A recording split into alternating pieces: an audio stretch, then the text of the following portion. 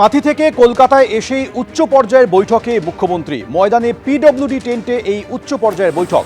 সরাসরি কথা বলবো, পার্থপ্রতিম ঘোষ রয়েছেন আমাদের সঙ্গে। পার্থপ্রতিম, কি নিয়ে এই বৈঠক মুখ্যমন্ত্রীর সঙ্গে, আর কারা আছেন? দেখো, একেবারে কাঁথি থেকে কলকাতায় ফিরেই কিন্তু মুখ্যমন্ত্রী একটা উচ্চ পর্যায়ে বিশেষ বৈঠক করছেন এবং এই যে জায়গায় দাঁড়িয়ে রয়েছে সেটা হচ্ছে ময়দানে পিডব্লিউডি টেন্ট। এবং সেই ময়দানে পিডব্লিউডি টেন্টে মুখ্যমন্ত্রী শুভেন্দু অধিকারী তিনি এসে পৌঁছেছেন। যেমন সেই বৈঠকে রয়েছেন মুখ্য সচিব রয়েছেন, স্বরাষ্ট্র সচিব রয়েছেন, এছাড়া মুখ্যমন্ত্রীর উপদেষ্টা সুব্রত গুপ্ত তিনি রয়েছেন, এছাড়া হচ্ছে রাজ্য পুলিশের ডিজিপি সিদ্ধিনাথ গুপ্তা, কলকাতার পুলিশ কমিশনার অজয় নাথ তারা কিন্তু উপস্থিত রয়েছেন। পাশাপাশি কয়েকজন আধিকারিক, বিভিন্ন দপ্তরের আধিকারিকরাও কিন্তু এই সেই বৈঠকে অংশ নিয়েছেন, তারা কিন্তু রয়েছেন।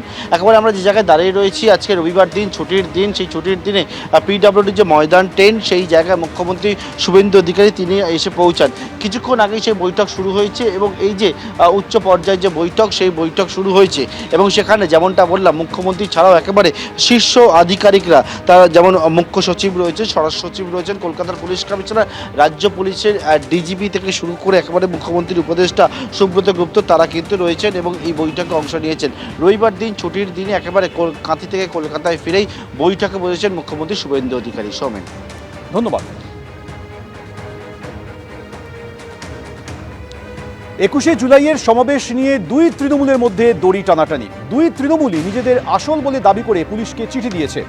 ভিক্টোরিয়া হাউসের সামনে সবার অনুমতি চেয়ে দুপক্ষের তরফেই পুলিশকে চিঠি দেওয়া হয়েছে। সবার অনুমতি চেয়ে গতকাল সিপিকে চিঠি দিয়েছে ঋতব্রত তৃণমূল। বিদ্রোহী কাউন্সিলরদের বৈঠকে গতকাল একথা জানিয়েও দেয় ঋতব্রত তৃণমূল।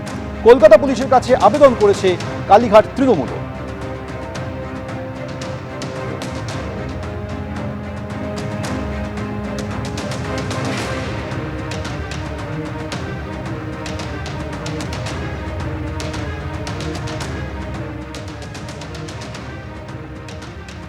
ধর্মতলায় ভিক্টোরিয়া হাউসের সামনে 21শে জুলাইয়ের সমাবেশ করতে চায় কালীঘাট তৃণমূল।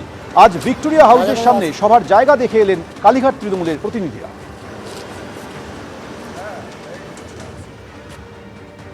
গতকালই কলকাতা পুলিশকে চিঠি দিয়েছে কালীঘাটপন্থী তৃণমূল বা মমতা বন্দ্যোপাধ্যায়পন্থী তৃণমূল। 21শে জুলাই ভিক্টোরিয়া হাউসের সামনে করতেছে, আর তার পরের দিনই তারা পৌঁছে গেলেন ভিক্টোরিয়া হাউসের সামনে।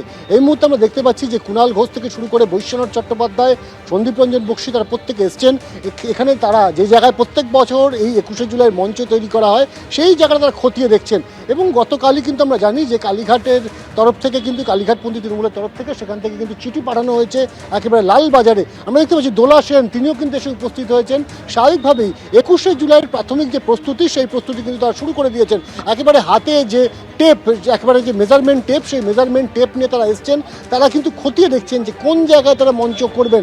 যদিও পুলিশের কাছে যে আবেদন করেছেন সেই আবেদনে এখনও পর্যন্ত পুলিশের তরফ থেকে কোনো সবুজ সংকেত মেলেনি। তার কারণ এই যে জায়গা ভিক্টোরিয়া হাউস, সেই জায়গায় আদৌ এবছর কেউ রাস্তা বন্ধ করে 21শে জুলাই পালন করতে পারবে কিনা সেটা কিন্তু নির্ভর করছে সম্পূর্ণভাবে 2018 সালে হাইকোর্টের যে রায় সেই রায়ের উপরে এবং তার পাশাপাশি পুলিশের কোনো অনুমতি দেওয়া হবে কিনা সেটার উপরে। এই মুহূর্তে কিন্তু আমরা দেখতে পাচ্ছি যে একদিকে যেমন রাস্তা মাপার কাজ চলছে মেজারিং টেপ দিয়ে, সেখানে কুণাল ঘোষ থেকে শুরু করে বৈশ্বনাথ চট্টোপাধ্যায় তারা দেখছেন, পর্যবেক্ষণ করছেন এবং কতটা চওড়া হবে মঞ্চ, কতটা লম্বায় থাকবে মঞ্চ, যেভাবে প্রত্যেক বছর তারা করেন। এখনও অনেকটা দেরি, একেবারে জুন মাসের শেষ প্রান্তে এসে কিন্তু 21শে জুলাইয়ের সেই প্রস্তুতি কিন্তু শুরু করে দিয়েছে কালীঘাটপন্থী তৃণমূল। এই মুহূর্তে আমরা দেখতে পাচ্ছি যে কুণাল ঘোষের সঙ্গে কিন্তু যারা আসছেন আশপাশ থেকে যারা দেখতে পাচ্ছেন কুণাল ঘোষকে, তারা এসে কথা বলবার চেষ্টা করছেন। পুলিশের কাছে তারা আবেদন জানিয়েছে এবং তারা মনে করছে যে কয়েক ঘন্টা মাত্র রাস্তা বন্ধ রাখা হবে, এইটা কোনো বড় ইস্যুই নয়। কারণ যোগা দিবসের জন্য রেড রোড বন্ধ ছিল, এই যে যুক্তি তারা সামনে নিয়ে আসছেন।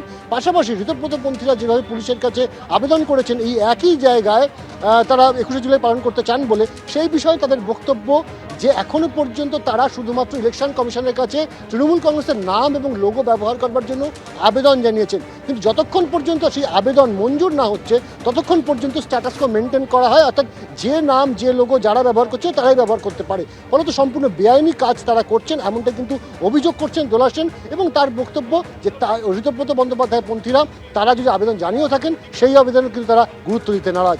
এবিপি আনন্দ এগিয়ে থাকে, এগিয়ে রাখে।